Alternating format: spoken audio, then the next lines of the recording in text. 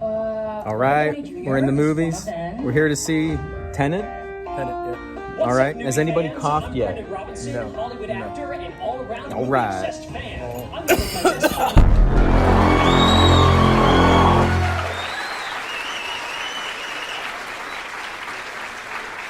All right, Tenet. Rated PG-13, 2.5 hours. This movie is loaded. Lots of questions, lots of cool stuff. Thank you, Kevin Apple, for buying my ticket. This movie is written and directed by Christopher Nolan. Kevin, what did you think about this movie?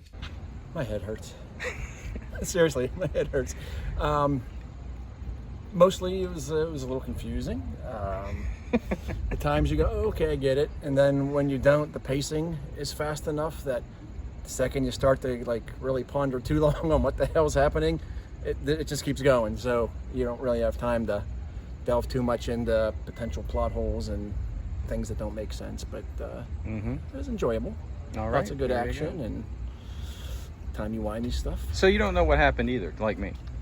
Not really. There you go. Not All right, really. all right. All right, yeah, I like this movie too. This is a great movie. I had a lot of fun with it. I decided to turn my brain off and not ask questions while I was watching the film. That was a good decision. I did not get a headache, and I think after that I've seen the film now. Now's the time to have discussions and ask questions among friends, and there'll be a lot of online videos about this film, and that's a good thing, I think. And I think it sets up a sequel pretty good too. So we might talk about that. This is Christopher Nolan's James Bond film. He teased a little James Bond in The Dark Knight Rises in the beginning, where Bane is like stealing a plane with another plane, and he's got to give the guy blood, so when he crashes, they think the guy's dead. It's very complicated. Those type of things are going to be in this film as well. So the plot here, I'm not going to give spoilers away. This is what you've seen in the trailer. There's a guy called the protagonist, played by John David Washington. He is excellent. I loved his performance. I love this character. His name is not Tenet. He's called the protagonist. Loved him. He's recruited by a team, and Robert Pattinson is part of this team, and he is great. So I have a video where I said he's going to be a good Batman, and I'm holding to it. He's great, and they team up to fight Kenneth Branagh, and that's a great thing. And Kenneth Branagh is a real son of a bitch in this film, and he does a great job. And he's a bad villain, and you hate him, and the movie does a great job about setting that up. And they're going to fight him partially by getting in the good graces of his estranged wife, played by Elizabeth Debicki, who I've never seen before, but she was great. I really loved her and her performance, and you felt for her and her kid and her situation. So that's kind of it. Now, what's the gimmick here? So there's a gimmick, with Inception, Dream Within a Dream. Spoiler alert, like you didn't know that. So here, Kenneth Branagh, you find out, has the ability to sort of send items back in time. Not exactly like a hot tub time machine. No. But the items become inverted, meaning they're not moving forward in time anymore, they're moving backward in time. And I'm not going to get into any of the details there, but of course that sets up a bunch of things. You can just extrapolate where that's going to go, and the movie does go there. So, and they have to save the world because Kenneth Branagh is going to do something to destroy the world. That's not very spoilery, okay? It's like a typical James Bond plot, except with this time gimmick, which I thought was handled very, very well. Again, I can't stress enough, these actors were really, really good. I saw some reviews where they're saying, I didn't feel for that character, the protagonist, I didn't know anything about him, I didn't feel for this character. I felt for the characters. I just got confused sometimes in the story about what exactly are they doing, why are they going here. I was missing some of that, but I was just sitting back and say, listen, I'm enjoying the ride, I'm enjoying the music. The music is fantastic, by the way. It's from the composer that does the Mandalorian music, and that music is incredible, Ludwig Göransson. Of course I'm butchering that name. So I really like the music. It's not Hans Zimmer. It is Ludwig Göransson. I was a fan already from The Mandalorian. I'm a fan here. Cinematography-wise, it's very comparable to every other Christopher Nolan film. So same things there. So the tip I had, so about not getting too into it, not overthinking it, so you don't get a headache.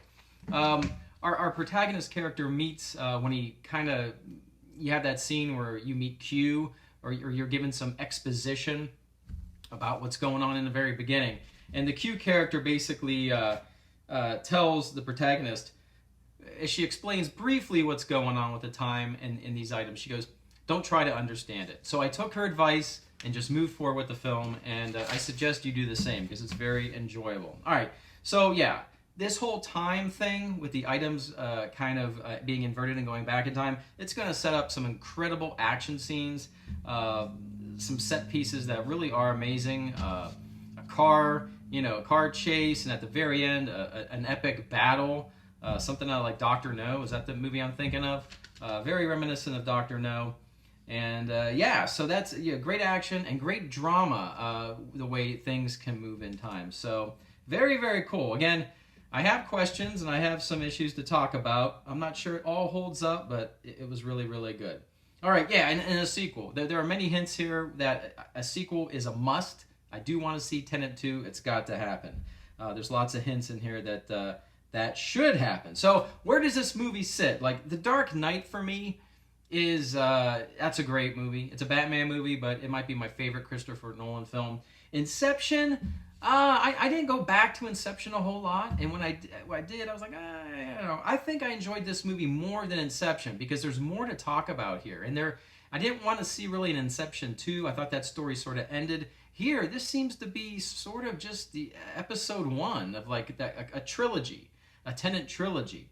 So I really, really liked this setup, and I think it's more of a setup film. I think there's more to unveil here. I think Christopher Nolan is keeping a lot, in the vest. So great movie. If you want to have a good time in the cinema, turn your brain off. It was safe. I didn't get the coronavirus. We had a good time. All is good in the cinema.